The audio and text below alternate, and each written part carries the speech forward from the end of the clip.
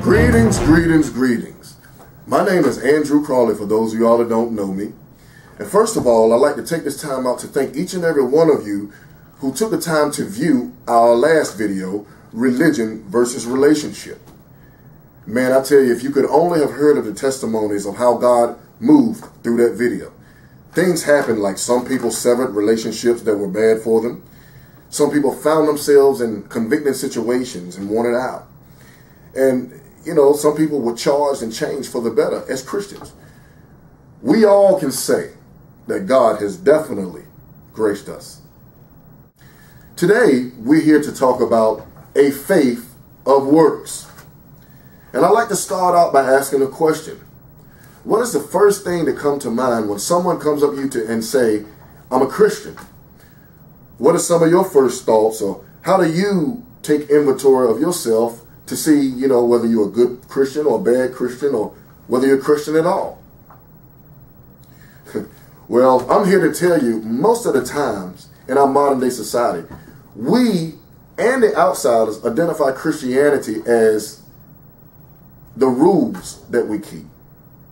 You know, we say things like, I'm a Christian because I don't drink, or because I don't smoke, or because I flee fornication, or, you know, I don't go to the club, or, you know, I don't cheat on my taxes. You know, we start running off rules that we keep and our code of conduct, if you will. And we use this to identify the Christian life. My friends, I'm going to tell you, we are doing a disservice to Christ and to the power of this word by identifying the Christian faith by the rules that we keep. Now, before I go on, I do want to make mention that I'm not here to bash or attack the importance of biblical conduct. I'm not here to belittle the importance of the rules and the regulations that Jesus Christ have set for us in this word. I'm not here to do that at all. Furthermore, I submit this thought to you. Broken boundaries are the seeds for bondage. You know, Christianity has always been attacked, and especially during this day and age, because, you know, people say things like, you know, the Bible is just here to give us a bunch of rules. You know, the Christian faith is just here to restrict us. I'm here to tell you that the Lord has put these things in place because he cares for us so much, and he wants us to just avoid some things. And I'm going to tell you, it is a privilege to avoid a lot of things. So count it all joy, count it a privilege that we have certain things set in place for us. He is just not here to rain on our party, but he's here to add to our lives. Now, you know, when we restrict Christianity just to saying I'm a good Christian because I follow certain rules or because I maintain a certain level of conduct, really what we are doing is really choking the authenticity of a Christian lifestyle. It would be just like you going into work tomorrow. Your boss comes up to you and say, hey, I'm about to leave for a little bit, but here's some things that I want you to do while I'm away. Then when he comes back, you go up to him all excited and you start saying, you know, boss, while you were away, I was a very good employee. You know, I didn't drink on the job. I didn't smoke on the job. I didn't treat any customers badly. I didn't steal any company's money, you know. And you say, man, I was very good while you were away. Now your boss, he's going to look at you and say, okay, well, that was great, but what did you do while I was gone? You know, and that's the same way with Christianity. Because I'm going to tell you, if you look your boss in the eye and say, well, I didn't do anything you told me to do, but I kept all the rules, you're going to receive the big pink slip. And we know that's bad. But I'm here to let you know today, my brothers and sisters, that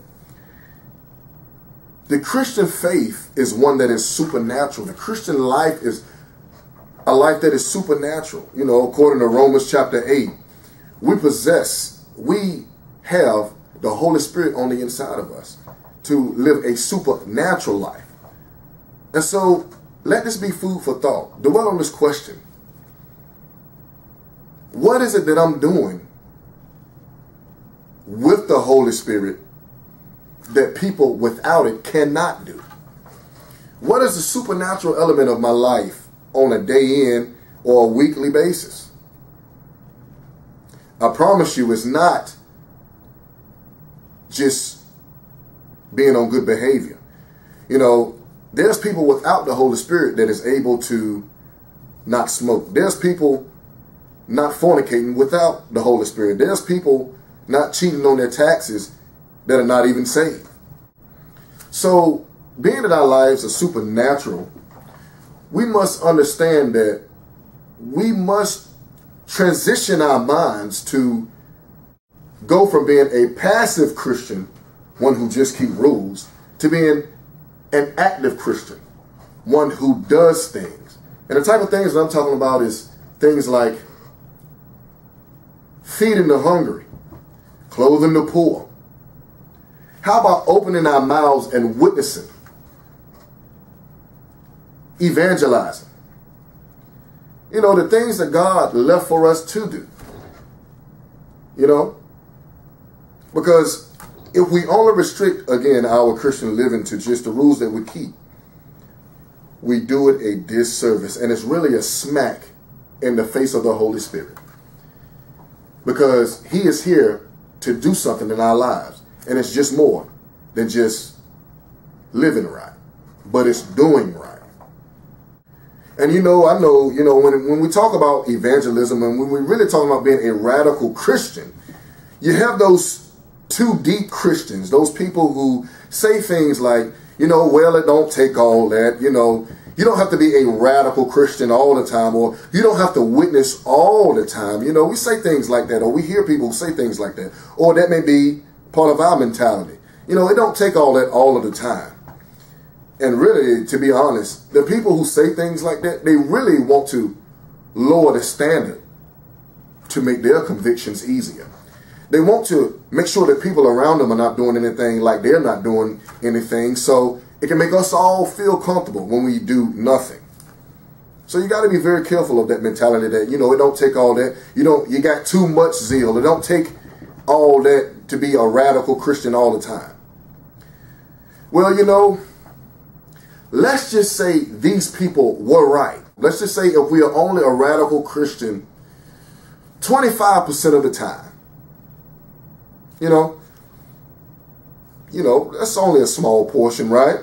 25% of the time, because if we look at it, we still have the other 75% not to be so radical.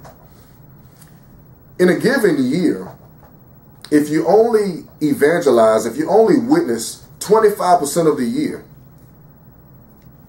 that is a total of 3 months, a solid quarter of the year that, hey, I'm not doing it all the time, but I'm just doing it 25% of the time. Ask yourself this question. Am I even doing that much? Am I witnessing of God's goodness? Am I telling unsaved people about this Christ who saved my life at least 25% of the year?